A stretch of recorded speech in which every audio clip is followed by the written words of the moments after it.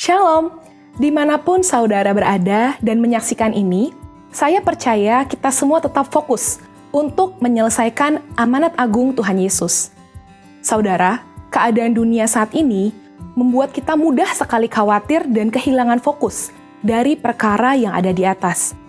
Salah satu hal yang kerap kali menjadi distraksi adalah perihal keuangan.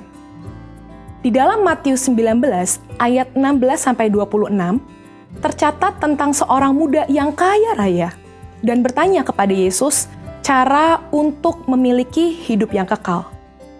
Dari percakapan Yesus dan anak muda ini, ada 3 hal yang dapat kita pelajari. Yang pertama, kehidupan kekal hanya ada di dalam Yesus. Pemuda ini datang dan bertanya, "Apa yang harus kuperbuat untuk memperoleh hidup yang kekal?" Hari ini, kita percaya bahwa tidak ada satu perbuatan pun yang dapat membayar jalan menuju ke sorga selain percaya kepada Yesus. Kehidupan kekal diberikan kepada mereka yang percaya kepada Yesus, dan itu diterima karena kasih karunia melalui iman. Kenapa Yesus tidak berkata seperti itu kepada anak muda ini? Karena pada saat itu, pengetahuan dan pemahaman orang-orang mengenai keselamatan belum dibukakan. Yesus belum mati di atas kayu salib. Dalam kasus ini, Yesus mengubah fokus anak muda ini dari melakukan apa yang baik kepada siapa yang baik, yaitu Bapa itu sendiri. Karena keselamatan ada di dalam pribadi, bukan dalam perbuatan. Yesus meminta dia untuk menaati segala perintah dari Allah yang baik itu. Kenapa? Karena kepercayaan yang sejati akan melahirkan gaya hidup yang menaati firman-Nya. Yang kedua, jangan sampai mamon menjadi Allah kita. Pemuda yang kaya ini dengan yakin berkata bahwa ia telah menaati seluruh hukum Taurat yang diajarkan oleh Musa kepada bangsa Israel. Ya, secara eksternal mungkin telah ditaati dengan sempurna. Tetapi bagaimana dengan yang di dalam hati? Di sini Yesus menaikkan derajat hukum ke standar yang sejati. Hukum tidak hanya mengatur soal perbuatan, tetapi juga hati dan pikiran. Anak muda ini begitu yakin telah menaati hukum Taurat, tetapi dia luput menyadari bahwa hatinya terpikat dengan uang.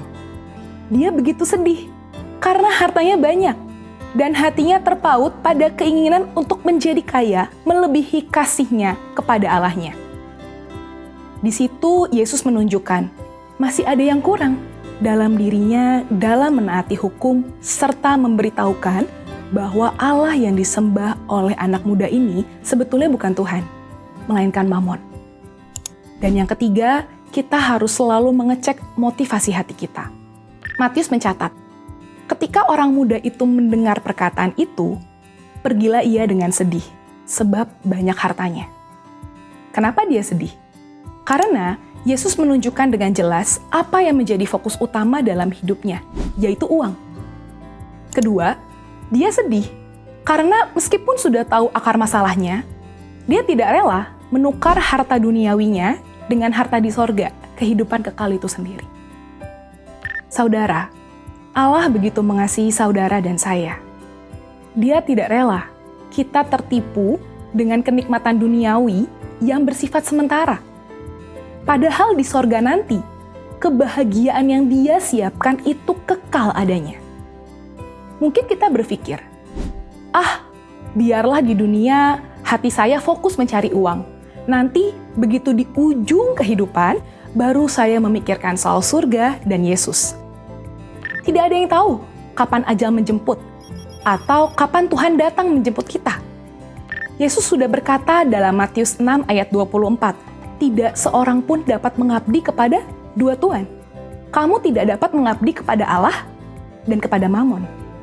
Orang yang terus-menerus berfokus kepada uang atau mamon akan kesulitan untuk menempatkan Tuhan sebagai prioritas nomor 1 dalam hidupnya. Percayalah, kita yang mencari dahulu kerajaan Allah dan kebenarannya, Tuhan akan mencukupkan kebutuhan kita di dunia ini. Allah adalah Bapa yang baik, yang suka memberi berkat, kepada anak-anaknya.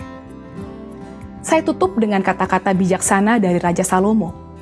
Siapa mencintai uang tidak akan puas dengan uang, dan siapa mencintai kekayaan tidak akan puas dengan penghasilannya. Pengkhotbah 5 ayat 9.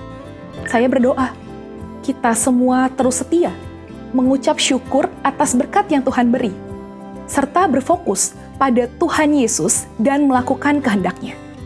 Untuk penjelasan lebih lengkap dari tim teologi kami, silahkan scan QR Code yang tersedia atau buka website kami di gbigatsu.id.